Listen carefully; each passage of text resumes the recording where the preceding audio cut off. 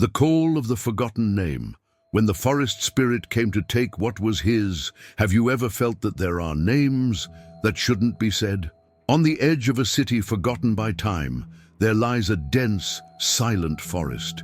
In the middle of it, a huge tree bears an ancient, nearly faded inscription, a name no one dares to pronounce. But 5 young people thought it was just a legend. One of them read the name aloud. He laughed.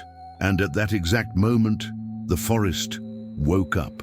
That same night, the whispers began, and one by one, they began to disappear. This is the story of when the spirit of the forest came to take what was his and left a single survivor with a mark that no one could explain. If this already gave you goosebumps, imagine what's to come. So leave a like, subscribe to the channel, and get ready to find out what happens when someone dares to mock something that should never be touched. The city of Arcovello doesn't appear on modern maps. Those who live there are already accustomed to this kind of geographical oblivion. It's as if the place chose to be isolated from the world. Surrounded by a dense forest, damp and dark even at noon, the city grew around whispered stories, tales passed down from grandparents to grandchildren, always with the same warning: don't go into the woods after sunset, and never mock the crooked tree. The tree wasn't hard to find, though no one liked to guide him there. It lived deep in the forest, in what the elders called the opened root clearing. It was a centuries-old fig tree, tall and deformed, with branches that twisted like arms crying out to the heavens. Its roots protruded from the earth like exposed serpents, intertwined in almost human forms. And on the trunk, right at the front, was an ancient inscription, etched deep in curved letters, of unknown origin. The name was almost erased by time, but something about it still bothered. Even completely illegible, there was a strength there, as if the wood rejected. Oblivion. The village children learned from an early age not to point at that name, much less attempt to pronounce it. It was a sound that no longer belonged to this world. According to the elders, that name was a seal, a spiritual padlock that kept something trapped, a name purposefully forgotten.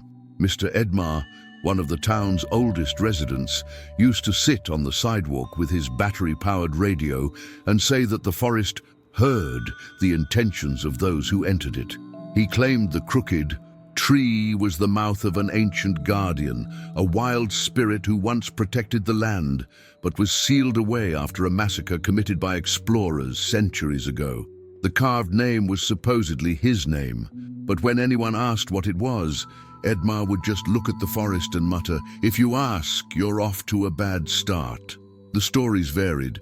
Some said that whoever read the name aloud would disappear. Others said they would go mad. There was a woman, Donna Celeste, who swore that her twin brother went into the forest in 1978 to prove it was all nonsense. He returned with a lost look in his eyes, and 3 days later, he threw himself into the well behind the house. He never said what he saw. He never said what he read. Even with so much warning, the tree still stood there, a silent witness to the passage of time. Its branches broke the sky like thorns, and its shadow seemed denser than the rest of the forest. At night, they said, the wood creaked as if breathing, and on nights with a new moon, some swore they heard a sound coming from within, as if the tree had a heart that beat slowly, alive. And so, amidst gossip, fear, and silence, the tree remained untouched. It was one of those places everyone knows but no one admits to visiting, until a new generation with cell phones in hand and disbelief in their souls decided that some stories were too good not to go viral. Their names were Leo, Lucas, Mariana, Breno, and Karina. They were between 16 and 18 years old and spent their afternoons wandering the same streets of Arcovello, dreaming of something to escape the boredom of the forgotten city. Like so many other young people, they were children of generations marked by silence. They grew up hearing stories of spirits, pacts, and curses, but none of these legends seemed real when compared to the digital world, to TikTok, YouTube, and the influencers who gained fame by challenging the supernatural. It was on a muggy October night that the idea came to them. They were on Mariana's porch, laughing at a video in which a YouTuber entered a cursed cemetery and pretended to faint. Lucas, always the most skeptical and provocative, commented, "These guys get paid 1,000 rees just for pretending to be scared. Here we have an entire forest full of old stories. Just turn on the camera and pretend you see a ghost." Karina hesitated. She was the most sensitive of the group, and despite laughing at the legends, she held a quiet respect for it all. "What if it's not just history?" Lucas laughed. "Oh no, are you going to tell me you believe in that tree that talks and takes people? It's just an old tree with a strange name." It was Breno who issued the challenge. He took out his cell phone and opened the camera. "If you're so sure, then let's go. Tonight, you read the name out loud. If nothing happens, we'll post the video. It'll be a hit." There was a pause. The idea sounded like a joke, but it carried a certain weight. Even as they laughed, everyone felt a shiver. But fear turned to impulse. Leo said he'd bring the flashlight. Mariana offered to film. Karina, though reluctant, agreed. After all, it was just another video, and neither of them wanted to look like cowards.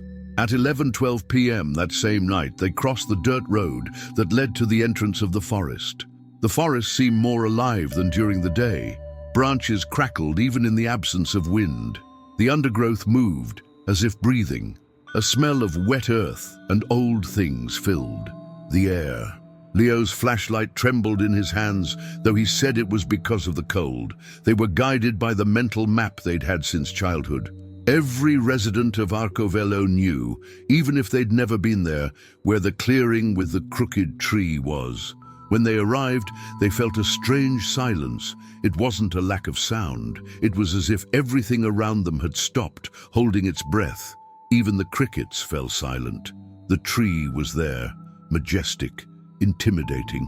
Its roots seemed to move slightly in the light, like sleeping snakes.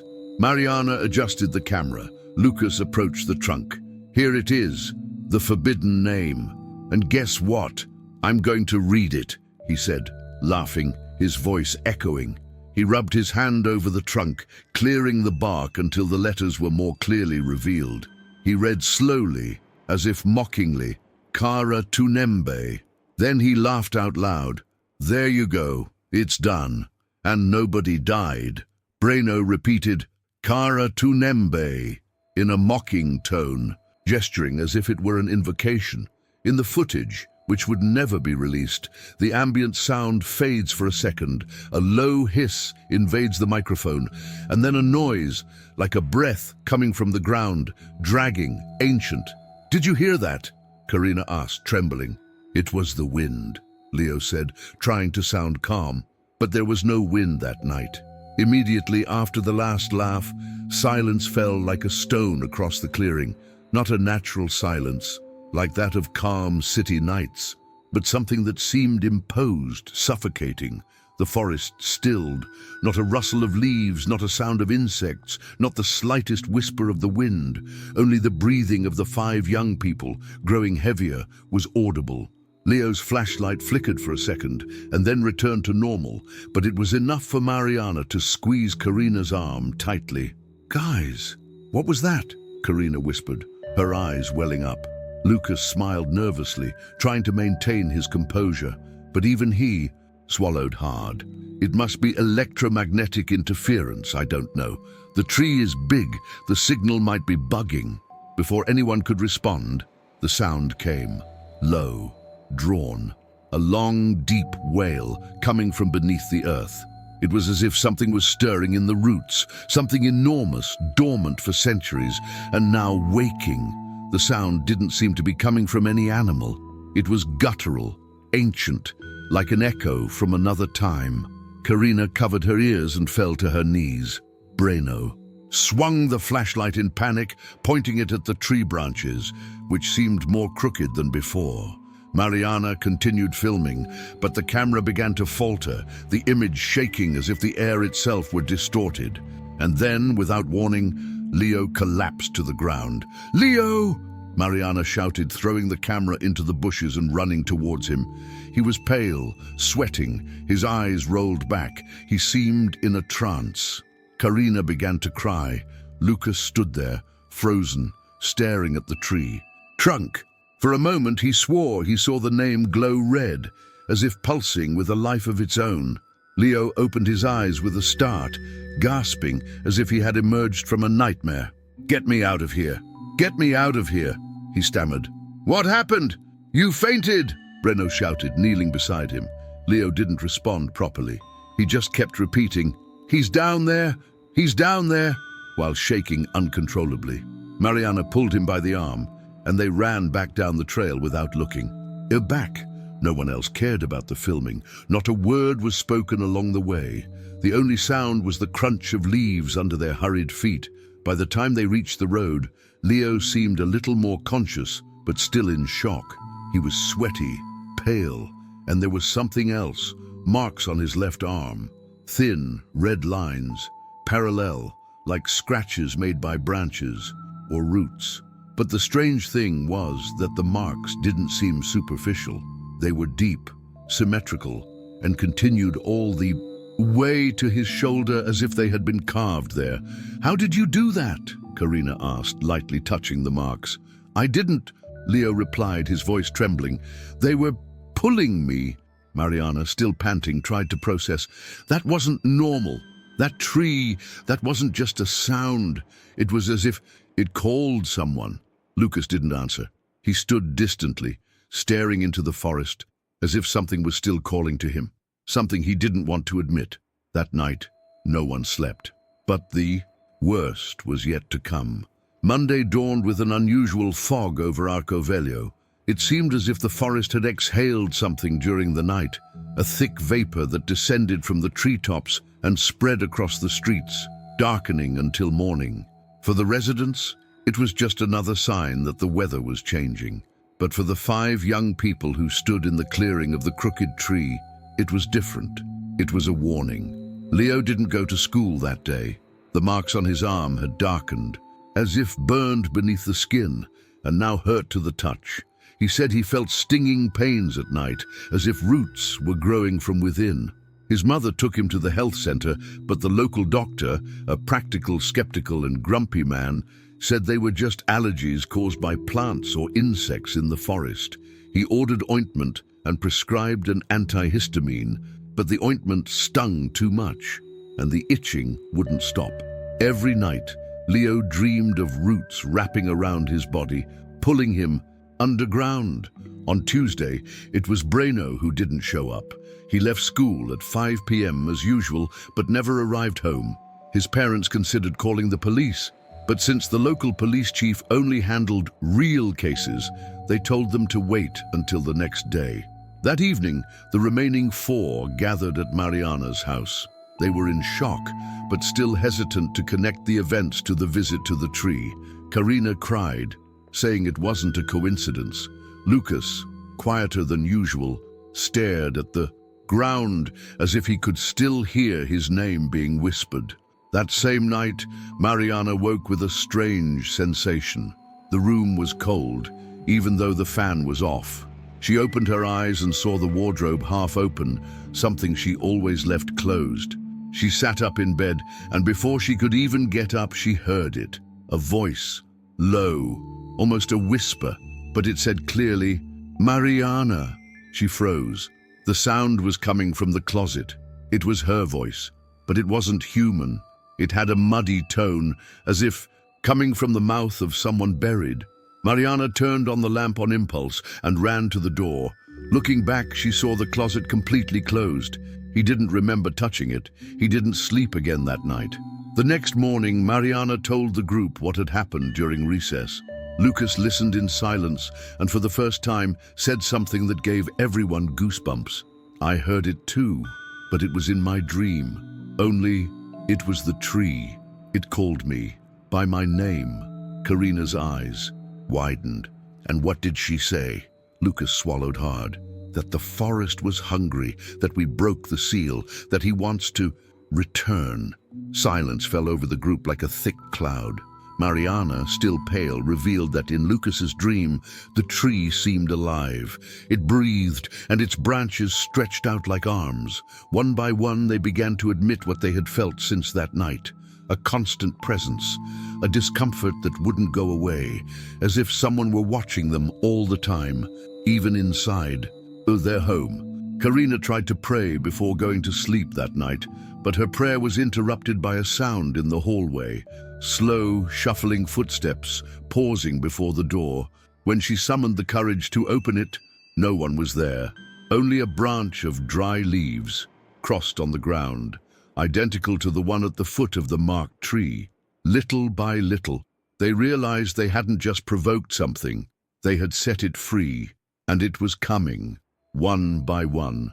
Breno's disappearance became official at the end of the week. Local authorities, albeit reluctantly, began searching the woods, aided by some residents. The rumor that the 5 young men had gone to the forbidden tree quickly spread. No one said it out loud, but the town's judgmental gaze fell on them like blades. The silence among the adults was more frightening than any scream. They knew something was wrong, but were afraid to admit that the old stories were true. Leo's condition worsened day by day. The marks on his arm no longer looked like wounds, but rather fissures, cracks that deepened as if his flesh were giving way to something rooted. He began talking to himself, having memory lapses and repeating disjointed phrases about echoes underground and mouthless voices. His desperate mother took him to a hospital in a nearby town, but the diagnosis was inconclusive. Possible psychotic episode associated with visual and auditory delusions. On Saturday afternoon, Karina received a call that sent her into a panic. It was from an unknown number. When she answered, she heard only someone's labored breathing, and then a familiar voice. Kara Tunembe. It was Breno's voice. And then silence. Mariana and Lucas ran to her house. Karina was shaking. She cried like a baby. She said she couldn't delete the number. Her phone froze every time she tried. At the bottom of the gallery, a new image appeared. A blurry photo of the tree. It wasn't one of the photos they'd taken. It looked like it had been taken by someone else at another time, but the carved name was glowing red, and beneath it a new detail, something written in smaller letters, like a signature, but it didn't look like human writing. It was distorted.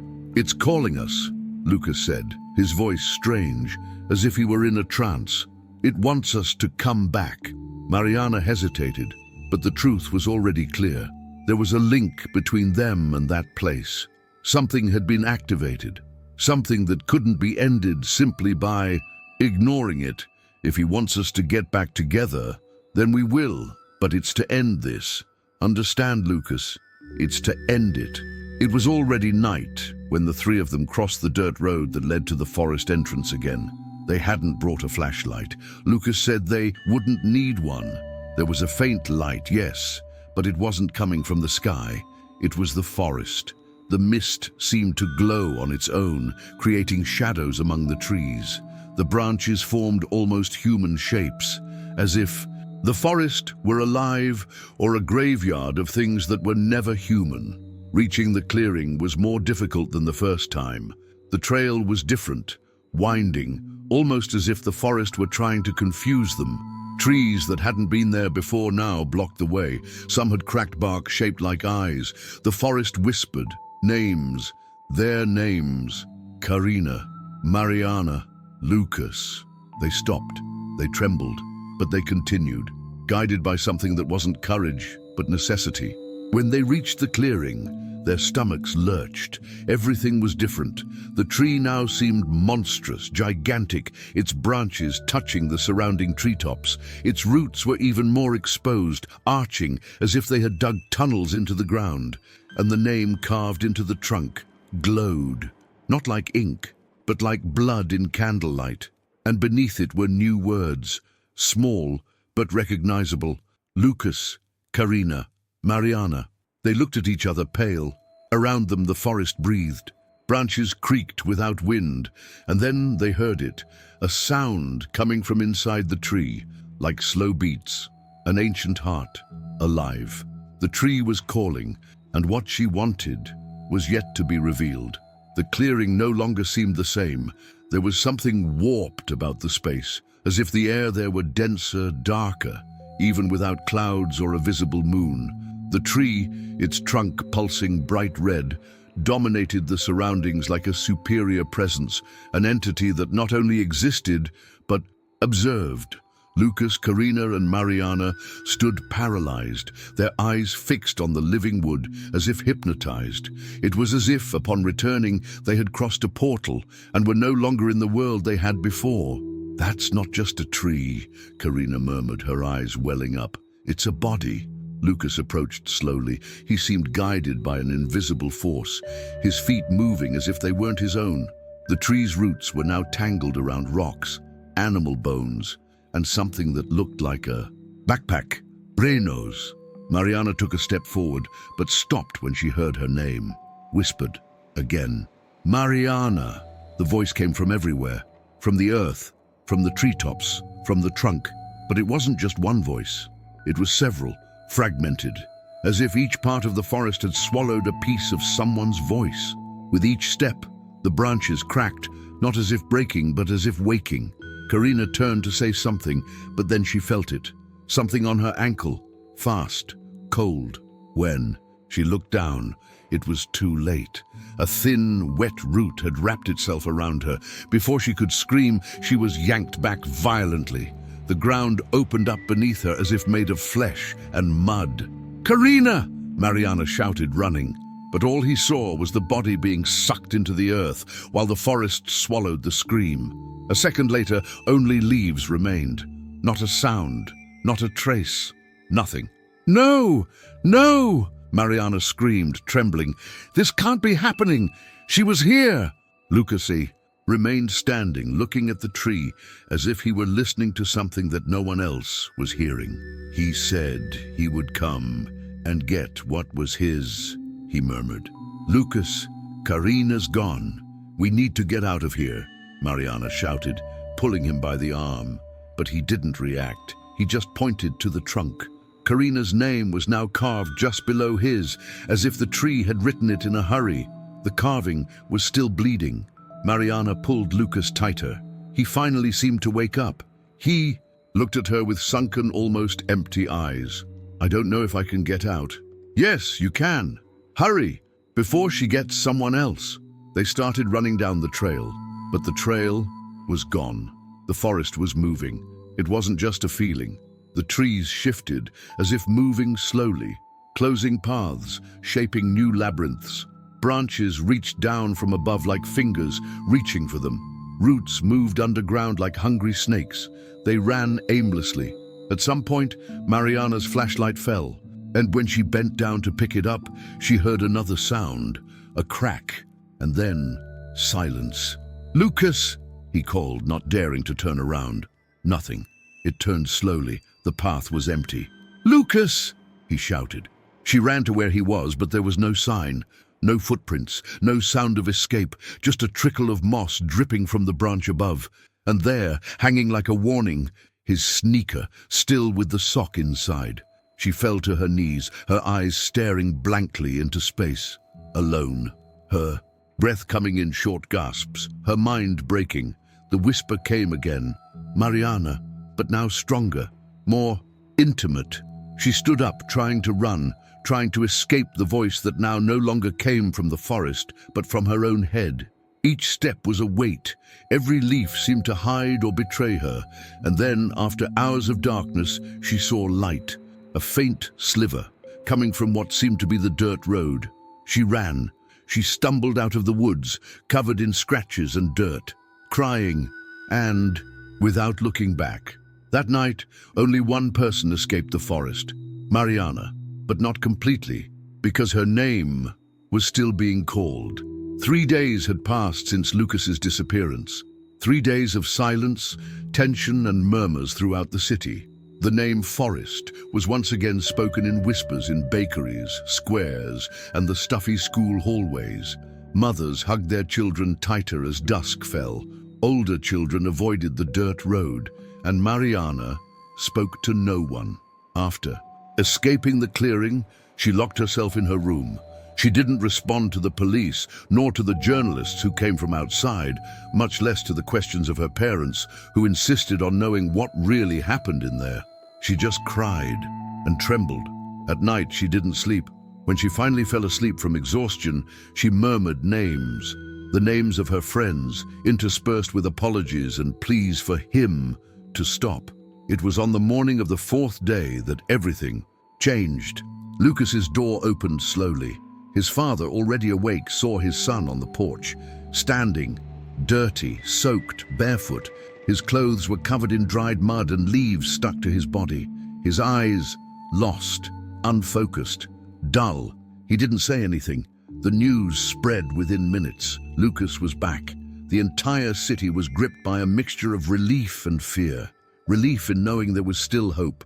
Fear because something in his eyes wasn't the same. The police took him to the medical center. The chief interrogated him for hours, unable to extract a single word. Lucas just stared at the wall, motionless, as if trapped in a time beyond the other's reach. Not even Mariana wanted to see him. She said that, deep down, she knew the Lucas who returned wasn't exactly the same one who came in. It was almost 20 hours of absolute silence, until late in the night, when the nurse was changing his IV, Lucas finally murmured something, so softly that he had to lower his face close to his mouth to hear it. He came to get what was his. The phrase was spoken as if repeating a sentence, an emotionless echo, and immediately after uttering it, Lucas closed his eyes and returned to silence. But there was something more. The next morning, as she changed his hospital gown to examine him, the nurse noticed a new mark on Lucas's body.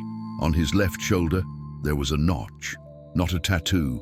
It was something under the skin, as if it had been carved with a hot iron, a circular figure with lines intertwining like branches and symbols that seemed to move slightly, as if breathing.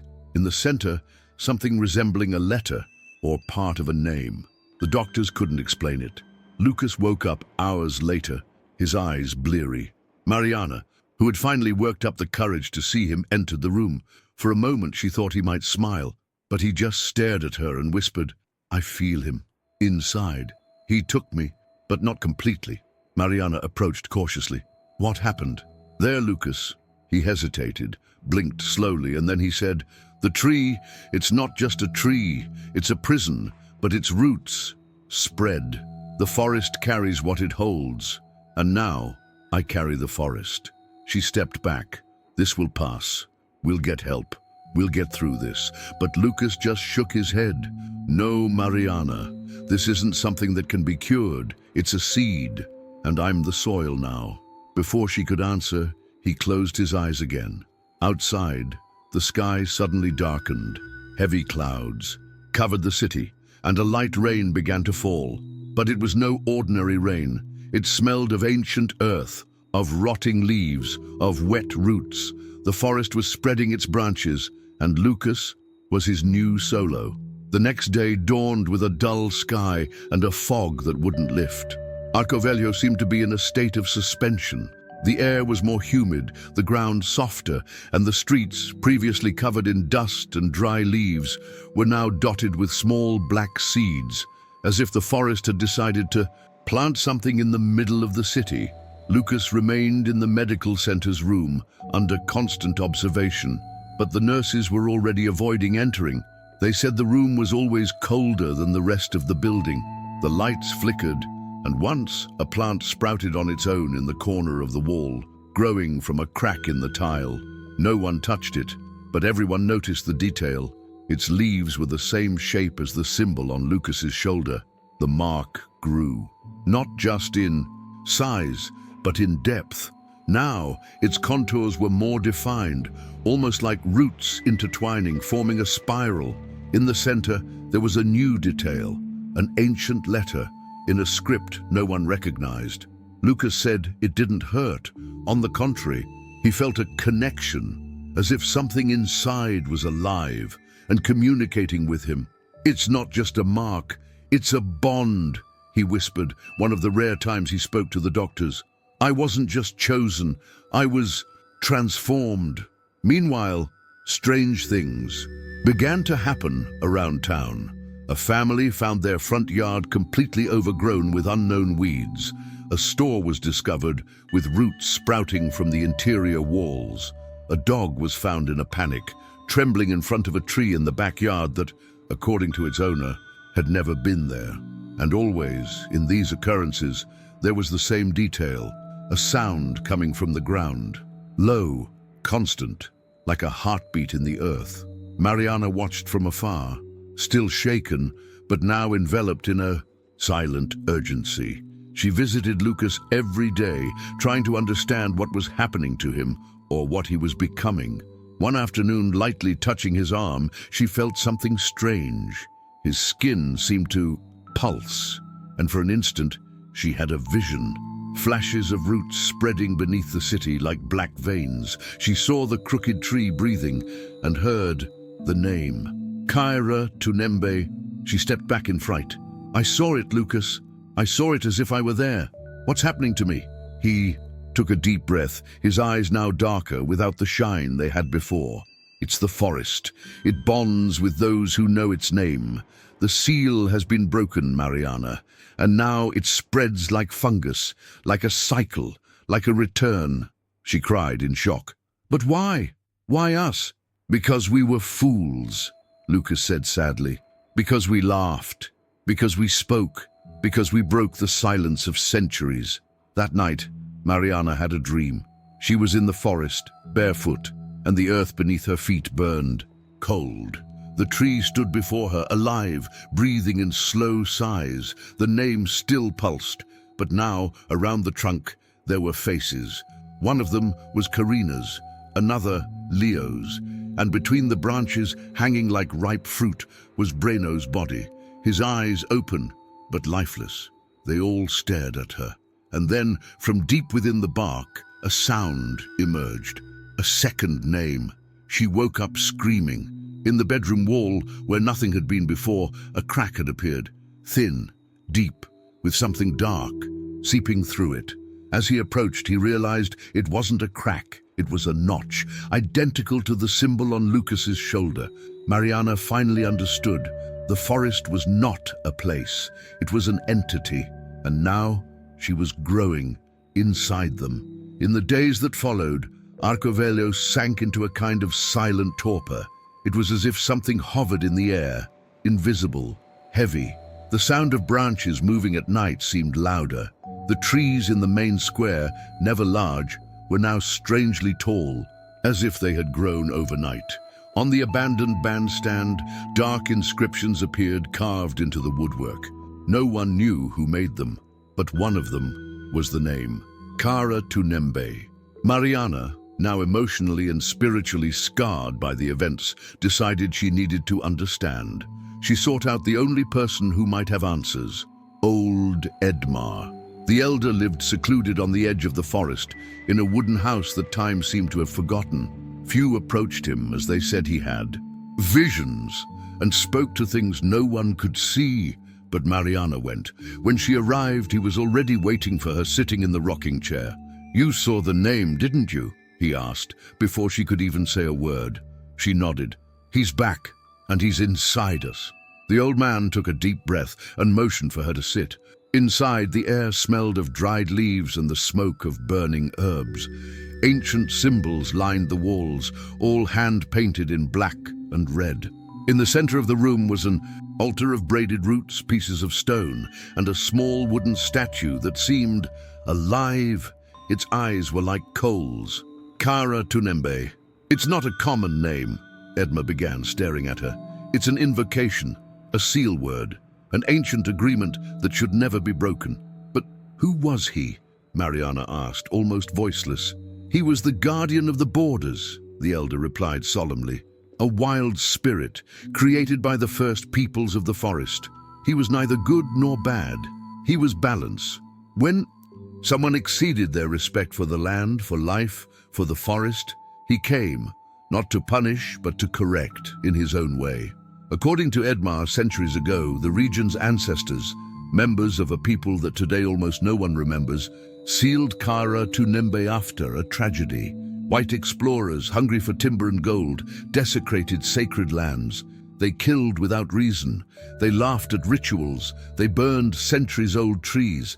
They say that at that time the Guardian was released, and what followed was destruction. No one survived, neither the invaders nor the protectors. The forest took them all.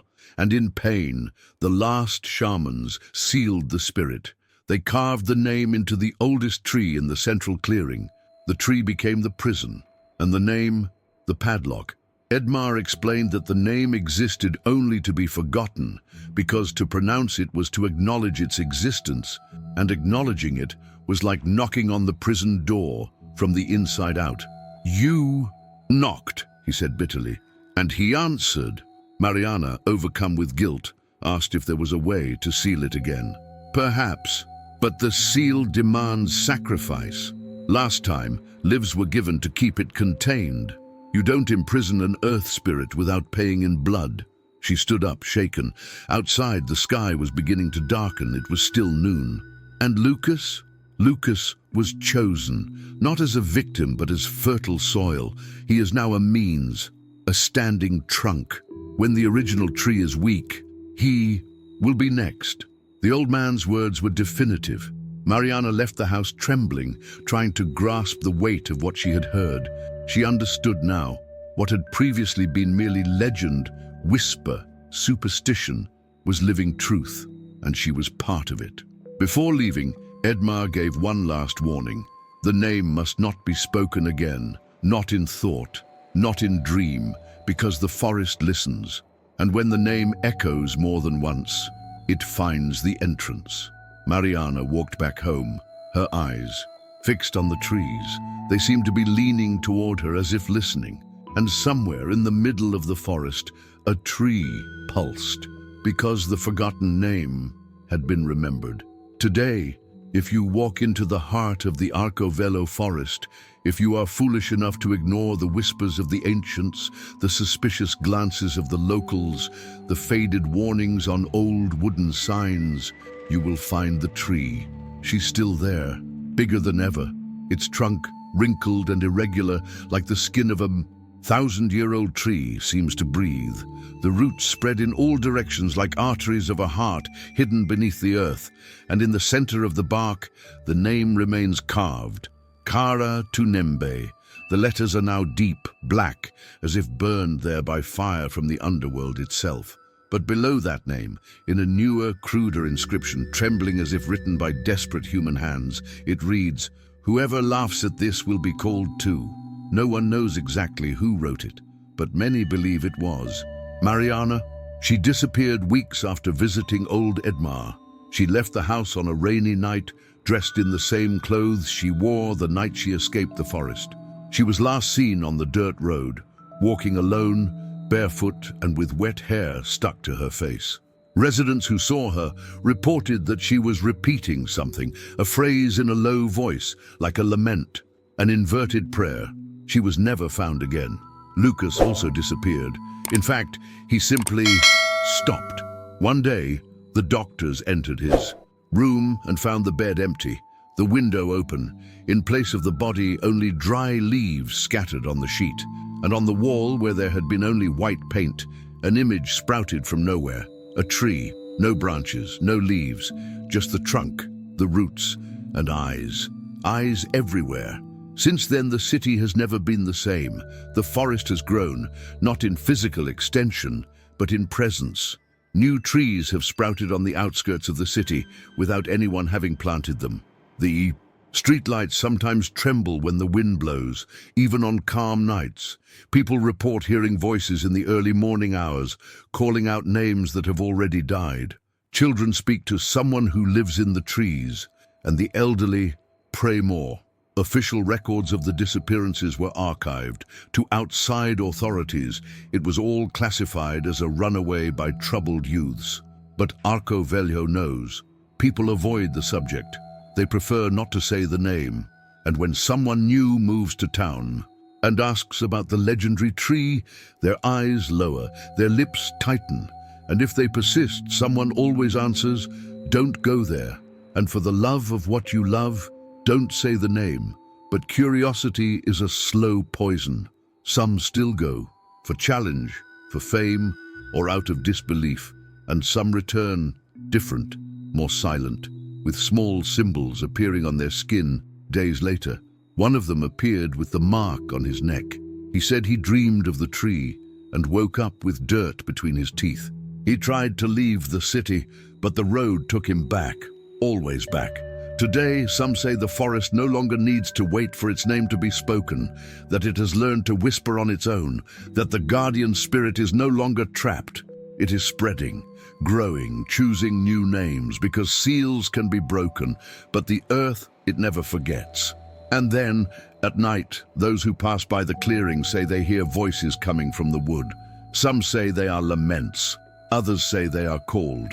But the most attentive swear that if you listen long enough, you will hear the tree laughing. And that's the worst of it all.